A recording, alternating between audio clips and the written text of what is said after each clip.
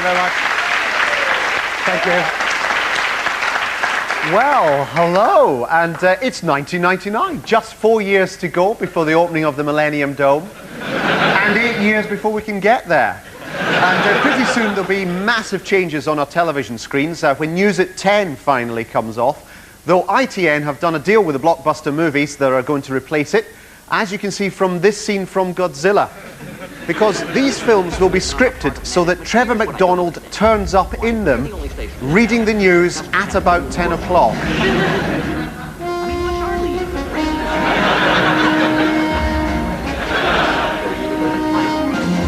From ITN. Shake-up ends uncertainty for the local post-office. Later on in that film, a discussion about interest rates is held in a scene where Michael Brunson mates with a giant lizard. And this month, it's time to get your self-assessment tax return in. Look out for the ads featuring Hector, the cartoon taxman. Last year, he collected so much money from fines that the Treasury released another campaign showing him in the Bahamas blowing coke out of his arse. Hats off to him. Actually, no one can hide from bureaucracy this year because yesterday the IRA received this letter from the DSS saying, "Dear IRA, we noticed that you've been on ceasefire for more than 6 months and are therefore eligible for work. Please report to your nearest DSS office where a New Deal interview will help you find a job." And they did. The whole IRA turned up for an interview and were given a job as a receptionist in a Belfast hotel, just to see how they liked it. And finally, media analysts criticised Tony Blair for his tendency to sound over-sincere by putting long dramatic pauses in his speeches, including this conference appearance, which contained perhaps the longest dramatic pause in political history. Thanks. Thank you for that wonderful welcome. Well, all I can tell you is that I am deeply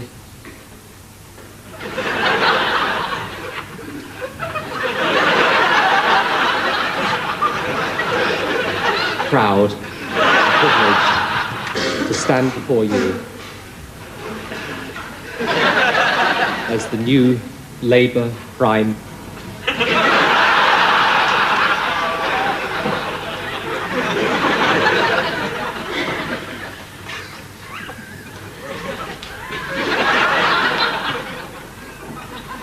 Minister of this country.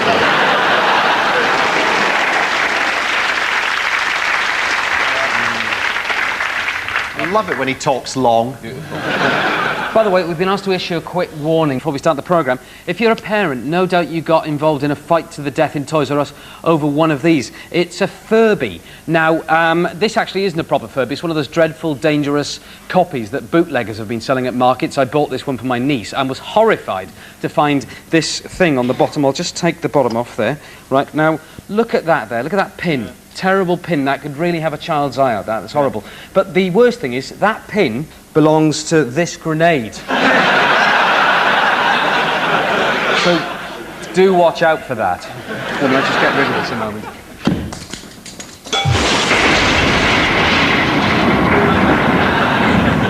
Sorry. Now, there's something I'd like to show you, something I got over Christmas. It's a Virgin yo-yo. It's a bit of a promotional gimmick for their trains. I have to say, it's a bit disappointing. Halfway down, just grind to a halt. There's no explanation, nothing, no one tells us. You stay that way for up to 3 hours. Rubbish. Now, of course, 1999 is going to be a key year for the royal family. There was a lot of tension last year between Charles and the Queen over Camilla and the succession and so on. In fact, so much tension that all over the country now, the Sealed Knot Society stage historical reenactments of rifts between Charles's press office and Buckingham Palace. There they are. There's 500 of them in a pitched row, and they're reenacting the day Charles got someone to fax the Queen a memo saying William can go to a Fatboy Slim concert on his own if he wants to. And there's the Queen's men sending a fax back saying, all right, but he must go on a horse. I don't know, there's been a lot of sort of very delicate diplomatic exchanges between Charles and the Queen. You know, they have to keep it very sort of polite. I mean, Charles let it be known discreetly that he'd be happy for the Queen to abdicate, and the Queen quietly hinted that Charles can shut his big jug-handled face. Here's what the Queen gave Charles for Christmas. It's the design for his coronation mug. Now, personally, I think she's trying to widen him up a bit, because if you look at the picture of him on it, she reckons he'll be 120 years old in the year 2068 when it actually happens. The best thing, though, is on the back, where there's a portrait of the Queen Mother, who will still be going in 70 years' time, of course, when she'll be 168 years young. Hang on, the Queen Mother's going to be 99, right? So that means we've only got 1 year left to reset her. Otherwise she's going to crash. No one's thought about this. It's the Queen Mum bug. You know, they reckon that the Queen Mother, in the event of a nuclear war, is the only thing that will survive apart from cockroaches.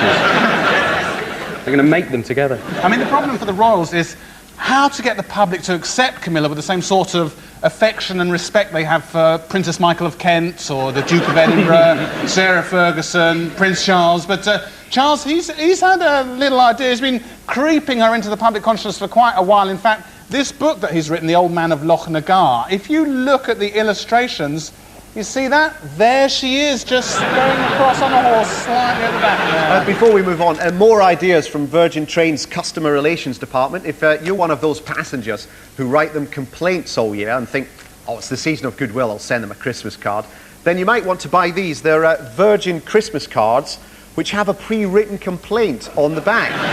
It says, "Dear Mr. Branson, I would like to complain about the terrible standards of service on your trains and a Happy New Year." And they come in packs of 20. And the nice thing about them is that for every one they receive, Virgin have pledged a penny for new rolling stock. Now, as we enter the new year, we've had New Labour now for 20 months. It's too late to take them back to the shops. We're stuck with them. They're ours to keep forever. But are we being unfair? Here's what David thought. Tony Blair's come under a lot of flack lately, I mean, from us, you know, got to earn a living somehow. But the thing is, we can't understand, we mortals, we can't understand what it's like. We can't see things as he sees them, if only we could.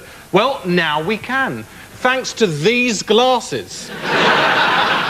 Now, they enable us to see the world through Tony Blair's eyes. I'll show you what I mean. For example, let's have a look at that on-the-record interview with John Humphreys a couple of weeks ago. No, and what that letter says... There he is, when a decision giving Tony a rough ride. He's a real difficult political animal, that John Humphreys. But let's see what John Humphreys looks like through Tony Blair's eyes, shall we? There we are. He's a tiny, naughty boy doing raspberries. No problem, says Tony. And it's the same with the newspapers, OK? Take this one, right? Blair accused of selling off our schools. Oh, dear.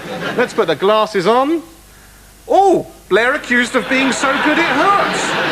No problems, and these are available in all good constituency offices now. So what is our country like under the glorious reign of L. Ron Tony? We sent our cameras to a solid New Labour constituency in the company of the local MP to find out how things have changed since the last ever election. Early morning in Southport North. My name's Jeff Anderson. I'm the MP for this area, and I tend to get people up around 6:20 a.m. New Britain.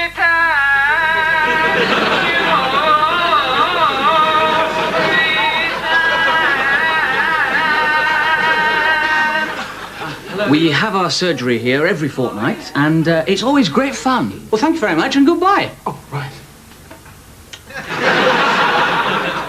So, what can I do for you? Well, we haven't really got a problem.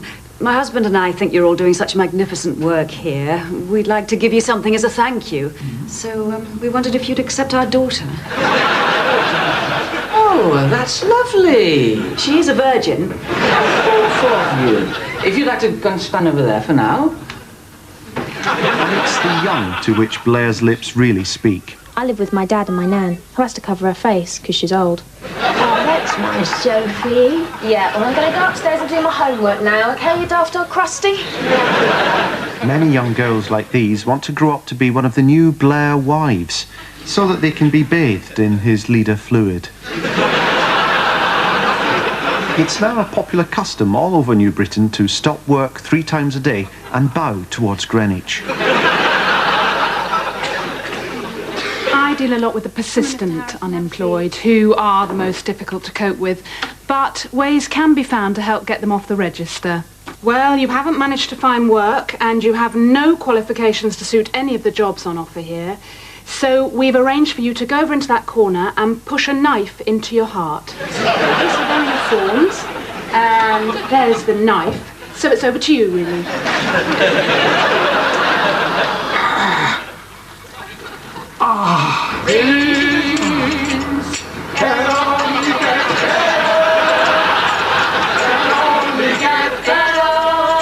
The election may be over, but the eternal doorstep campaign goes on. Could we come in for a moment and discuss our leaflet? I am the manifesto. Come with me.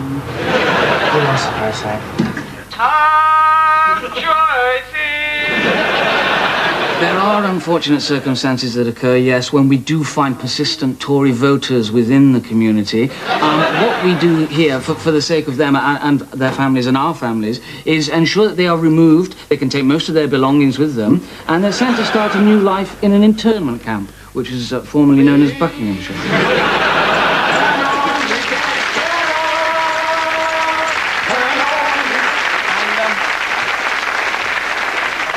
And as Labour finally move out of the honeymoon period with the public and into shagging around and drunken beatings, who will they blame when things go badly wrong, as they undoubtedly will? Armando had the scientific answer. It's Labour's quarterly blame figures. It basically shows who's to get the blame and who's to get the credit at any one time. So, just to show you, we start off with education here. Now, David Blunkett, in the first year, will take the credit for the brilliant way he published last year's improved exam results. But by the second year, if things carry on improving, it will cross this, which is the Blair line. If anything gets above this level of being quite good, then Tony Blair automatically steps in to take credit. On to the economy.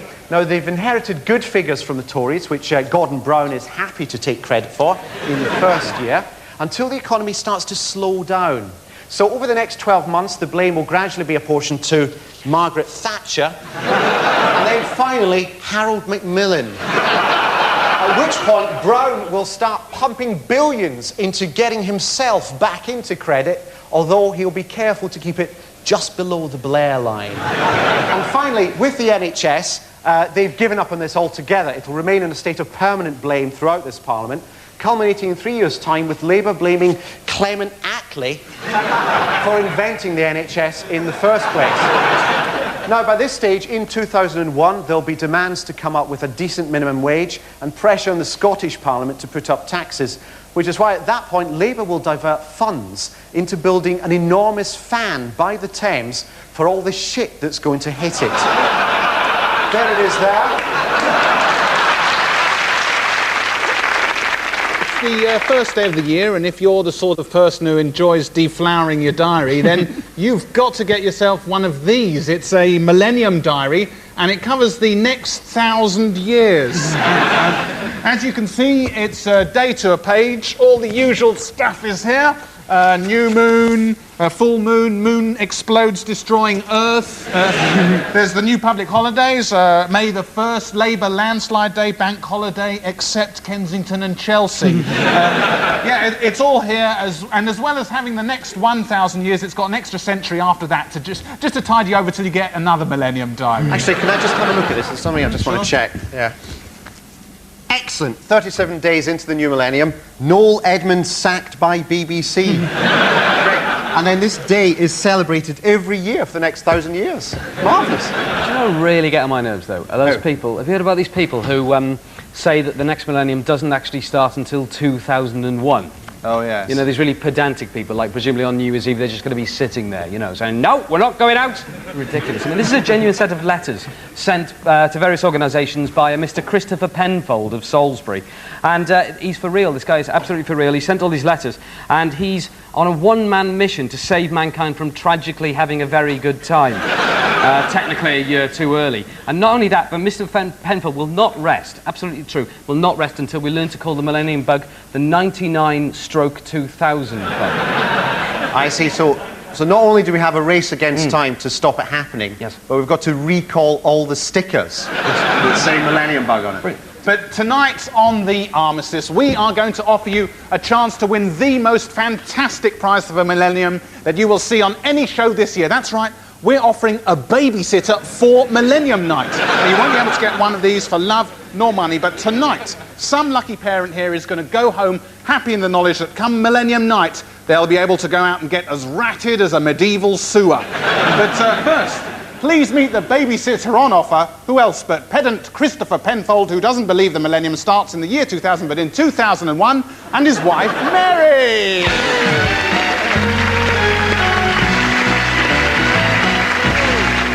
Hello. Yes, they're really here. So Christopher, why 2001? Because the outgoing Home Secretary stood up in Commons and said it is going to be the 1st of January 2001. Okay, so... But it was based on information given by the National Physical Laboratory, who look after your time, the pips you get before the news. So basically the old Home Secretary is going to have a party with the National Physical Laboratory and you on 2001. I'm going to be there. Good. And Mary, can I just ask, do you agree with this? Well, I've been dragged into it over the years. Let's not probe too closely there. All right. Hang on, Mr. Penfold. So you believe the new millennium should start in 2001? Exactly. Right? And the millennium commemorates the 1000th anniversary of the birth of Christ? Yes. But most scholars agree that Christ was born in 3 AD. Yes, well, setting that aside, that it might be an error in the recorded Actually, forget it. It's not that interesting. It's not. No. Setting aside the birth of Christ in the decision... No, that's very important. That's what it's all about. But are you genuinely prepared to offer your services on Millennium Night as a babysitter? Not me, but my wife. Well, you'll be out partying, will you? Oh, yes, I'll be out. You see, we won't be able to keep track of it. All right, well, thank you very much, Mary. I pity you. Are you going to be... Time now to choose our lucky winner. Anyone in our studio audience tonight can win this fantastic prize, but there's just one thing. You must have a child. This isn't for those people who live on their own and just want company. Sorry, Peter. Now, all you have to do to win is make a sealed bid saying what you will put in the fridge for the babysitters on the night, and the best one wins. So if you're sitting in the audience and you've managed to procreate, get a pencil and paper out and hand us your bids. Right, well, while David collects the bids from our audience, back to the dome itself, by which I mean the contents, not the structure. Well, whatever. It's going to be terrible. That's the point I'm trying to make. Really bad. So earlier in the year, on your behalf, we tried to stop the construction of it, and the best way we knew how to do that was by going down to Greenwich and trying to distract the builders. First off, we tried the one thing guaranteed to bring a construction site to a halt. A big pot of tea. I've got a big copy of The Sun, 100 pages long. A gigantic copy of their favourite tabloid. All right. Some tea. Rub me off that. Unfortunately, they weren't thirsty. Time for something far more radical. Two sexy ladies talking like a builder's dream.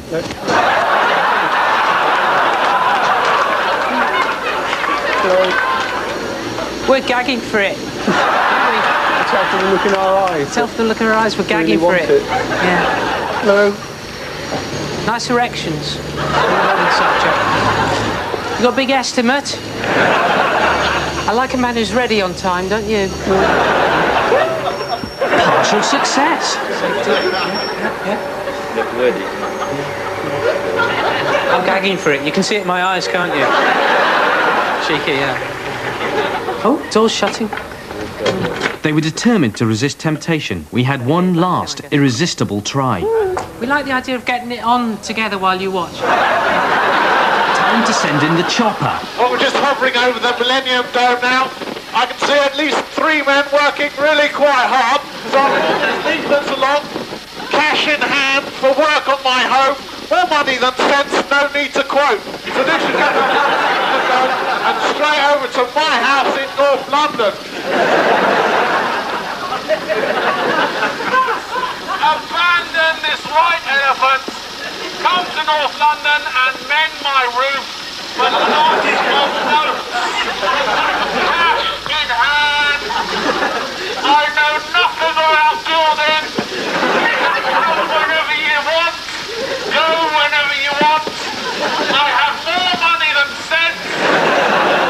You can leave your boots on in the house.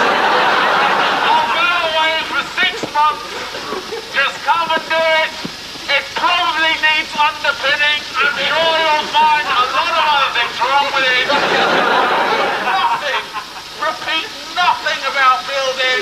and I like being taken for a ride. How could they resist? We'd emptied the site.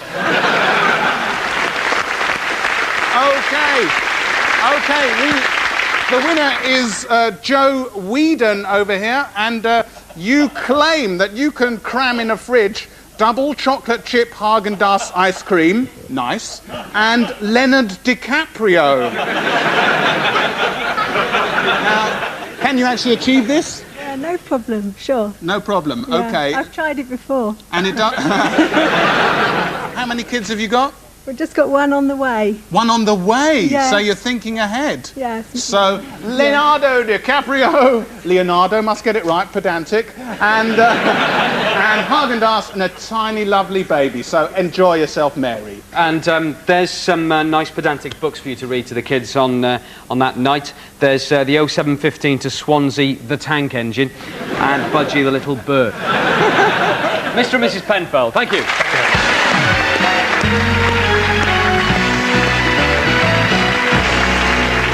Well, we've taken a lighter look at the year just gone, but there were some moments of personal sadness too. So as one year ends and another begins, let's take time to remember one or two of the people who tragically are still with us.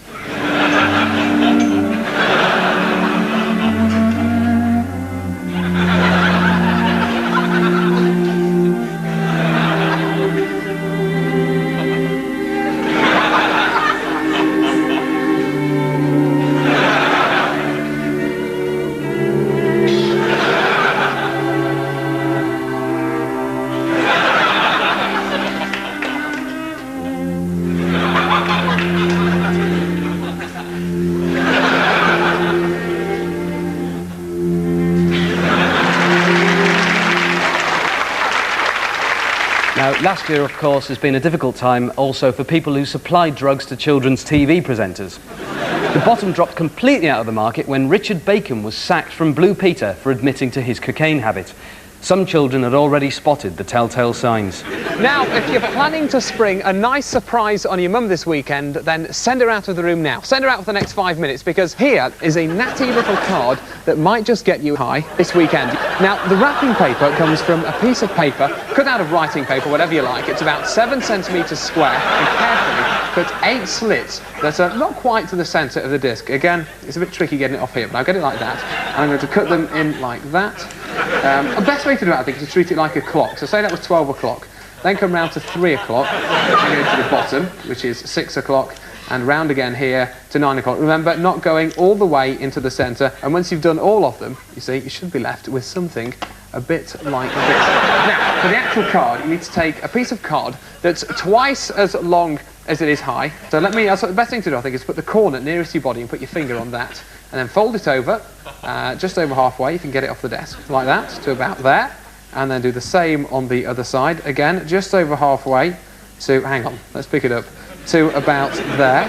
Now stick down the flap with a bit of glue, stick it down firmly, and you're done with that bit. If I press that there, onto there, and just hold that up for you, you can see that that is quite an impressive. Doesn't that look fab? You can also, if you want, instead of, say, having it in wrapping paper, you could have it in, say, I don't know, a plant pot, and I've done that here. If you look at these are supposed to be daisies there, you can see that that would be a plant pot. Well, Kate, that's not bad, is it, for a first go? What do you think? Everybody, yes, that is fantastic. First car, brilliant. I hope my mum isn't I'd love watching. to get one of those. I hope she's not watching. You just sent her out of the room, Yeah, didn't you? this is for her. That's fantastic.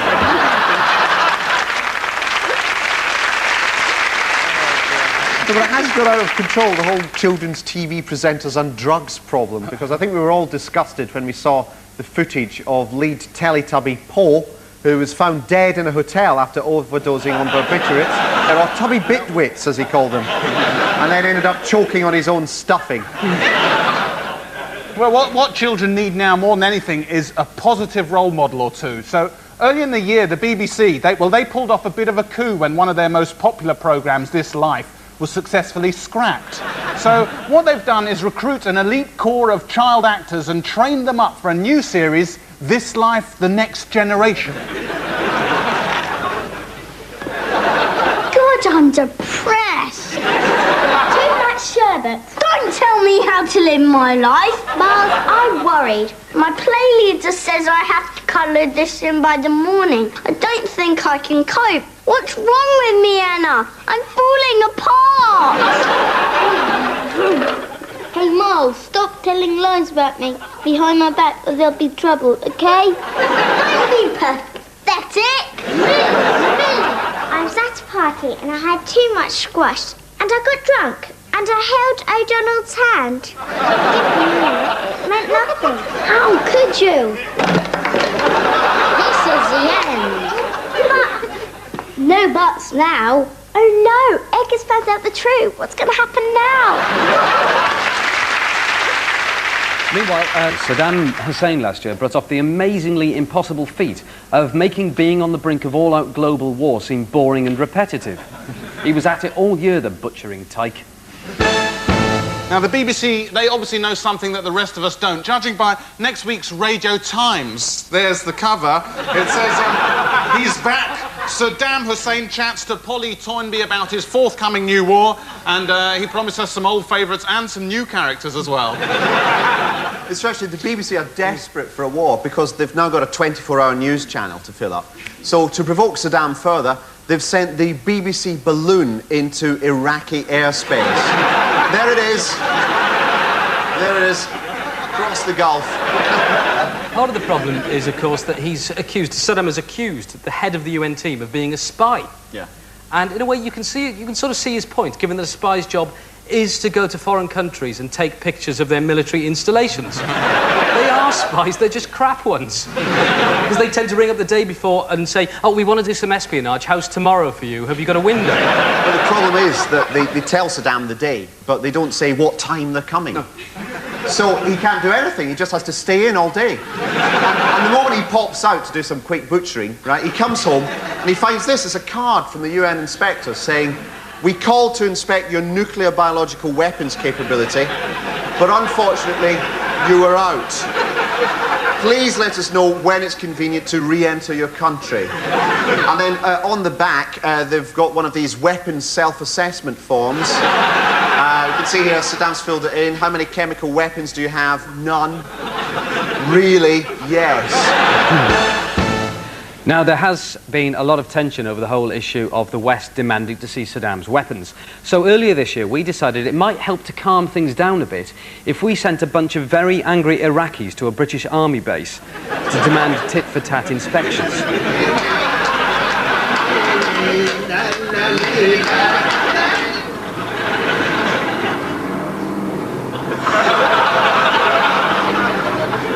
Hello, sir. Good morning.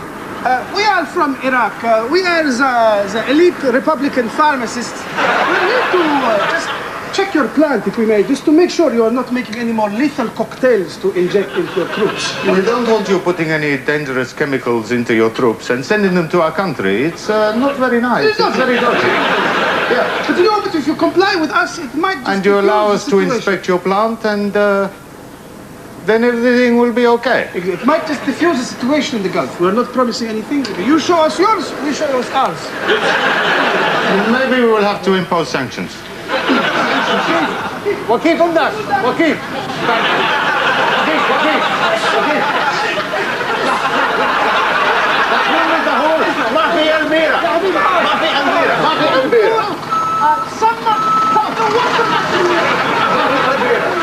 شرب البيرة ممنوع.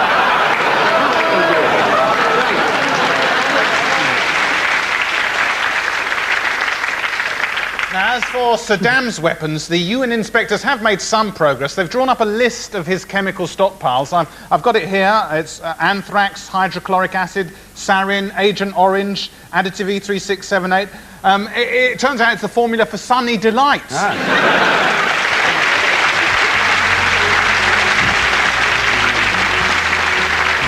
Right, well, that's all from us. There's just time to reveal at long last the entire purpose of the Millennium Dome. So please, on the night of December the 31st, make your way to the Dome, go inside, and get ready for takeoff.